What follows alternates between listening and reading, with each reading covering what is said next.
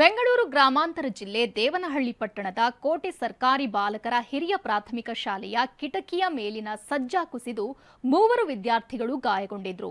ಇದೇ ಆಗಸ್ಟ್ 25ರಂದು ದುರ್ಘಟನೆ ನಡೆದಿತ್ತು. ಆದರೆ 2 ವಿದ್ಯಾರ್ಥಿಗಳು ಚೇತರಿಸಿಕೊಂಡಿದ್ರು. ಇನ್ನು ವಿದ್ಯಾರ್ಥಿ ದರ್ಶನ್ ಇನ್ನೂ ಕೂಡ ಆಸ್ಪತ್ರೆಯಲ್ಲಿದ್ದಾನೆ. ಡಿಸ್ಚಾರ್ಜ್ಗೆ ಹಣವಿಲ್ಲದೆ ವಿದ್ಯಾರ್ಥಿ ಕುಟುಂಬದವರು ಪರದಾಡ್ತಿದ್ರು. ಈ ಬಗ್ಗೆ ಟಿವಿ9 ವರದಿ ಪ್ರಸಾರ ಮಾಡಿತ್ತು. ಎಚ್ಚೆತ್ತ ಜಿಲ್ಲಾಡಳಿತವು ವಿದ್ಯಾರ್ಥಿ ಚಿಕಿತ್ಸೆಗೆ 6 ಲಕ್ಷ ಚೆಕ್ ವಿತರಣೆ ಮಾಡಿದೆ. ದೇವನಹಳ್ಳಿ ಪುರಸಭೆಯಿಂದ 6 ಲಕ್ಷದ ಚೆಕ್ ವಿತರಿಸಿ ವಿದ್ಯಾರ್ಥಿ ದರ್ಶನ್ ಡಿಸ್ಚಾರ್ಜ್ ಮಾಡಿಸಿದ್ದಾರೆ. ಹಣ ಬಿಡುಗಡೆಯಿಂದ ವಿದ್ಯಾರ್ಥಿಯ ತಾಯಿ ನಿಟ್ಟುಸಿರು ಬಿಟ್ಟಿದ್ದಾರೆ.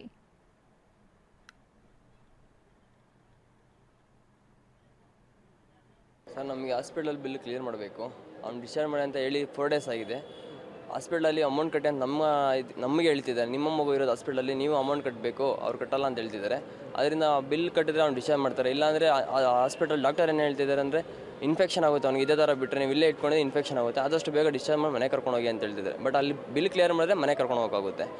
ಸರ್ಕಾರದವ್ರು ವಹಿಸ್ತೀರಿ ಅಂತ ಹೇಳಿದವರು ಇನ್ನೂ ಅದ್ರ ಬಗ್ಗೆ ಏನು ಇದು ಮಾಡ್ತಿಲ್ಲ. ಸರ್, ಇನ್ನು 9 ಲಕ್ಷ ಅಮೌಂಟ್ ಕಟ್ಟಬೇಕು. ಸರ್, 2 ಲಕ್ಷ ಕಟ್ಟಿದ್ದಾರೆ, ಇನ್ನು 9 ಲಕ್ಷ ಕಟ್ಟಬೇಕಾಗುತ್ತೆ. ಸರ್, ಟ್ರೀಟ್ಮೆಂಟ್ ಅವ್ರಿಗೆ ಡಿಸ್ಚಾರ್ಜ್ ಸೋಮವಾರ ಹೇಳಿದರು. ಸೋಮವಾರದಿಂದ ಅವ್ನಿಗೆ ಏನು ಟ್ರೀಟ್ಮೆಂಟು ಕೊಡ್ತಾ ಇಲ್ಲ. ಬಟ್ ಅವ್ನು ನೋವು ಅಂದರೂ ಏನು ನೋಡ್ತಾ ಇಲ್ಲ ಸರ್ ಅವರು.